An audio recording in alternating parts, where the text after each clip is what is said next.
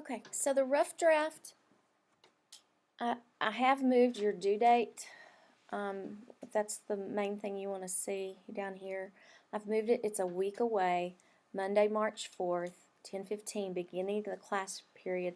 Next week is going to be a really, really busy week. I know there's band contest on Tuesday, Ritz, at the one act play at the Ritz on Wednesday, Rocket Relays on Thursday. There's probably something on Monday too. There's probably golf or tennis at least.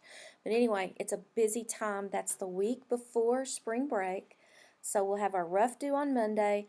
We'll edit on Monday in class part of the way. I'll give you some edit tips, and we'll turn in our final. I believe I've got it on Wednesday, so or maybe even Tuesday night. Tuesday night, I think. So we can get those in. I'd like to get that done. I'd like to get this book done before spring break. So the works cited is not counted in the total word count, but it must be submitted with the rough draft. You must, guys, have your works cited, your parentheticals, on your paper done when you turn your rough draft in, because that's the time that I can see that you know what you're doing. And I know you know what you're doing. You've done one of these before, but sometimes we forget. And this is our last one that I'm doing MLA with you. So I really want to see that. I've given you some info about what you're going to put into your introduction. You already have your thesis. Can your thesis change? It can. It can change a little bit. But remember on your outline where you had background information? This is where you're going to actually put your background information.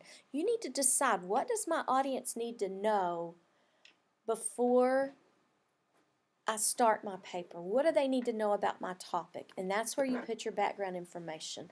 Likely your background information won't be cited. You won't have a parenthetical. And then your thesis will probably be at the last sentence of your intro. And then, guys, what you'll do is you'll just start your body paragraph, and that's where you've done your outline. That's why you wrote it, is in order to know what to write next. Can you stray from your outline? Absolutely. If you need to stray from your outline and you say, oh, this doesn't work, I need to put this there, that there, absolutely. You can stray from your outline. You don't have to let me know unless you want to. Okay. How many of you are planning on using some quotes? Like, actually put a quote. Okay, that's okay. Do not overquote. Now put that in red. Do not choose an entire paragraph because you think this is a great way to fill up 1,500 words. I'll just quote 50 words at a time, and we'll get some things done. And I have had papers like that. It's usually not from Wellington students. Most of your information you're going to paraphrase.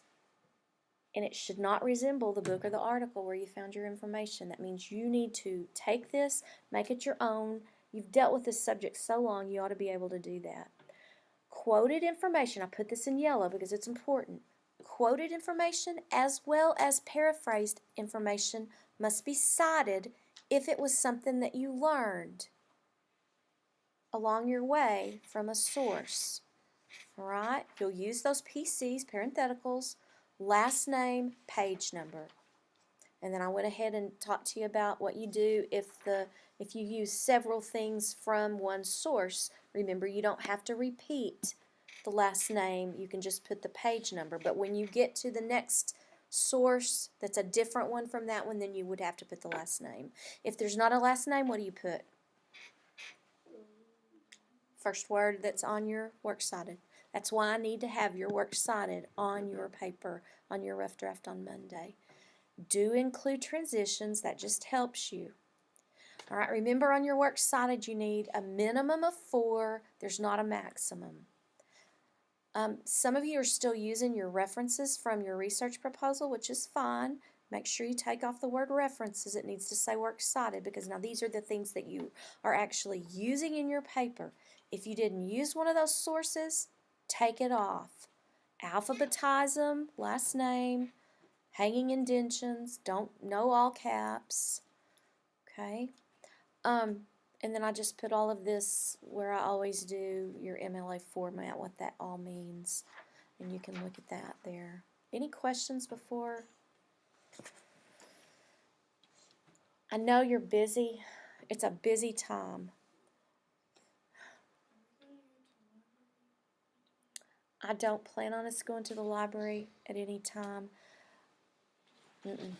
I don't. But those books are still pulled. And you can go during your own time.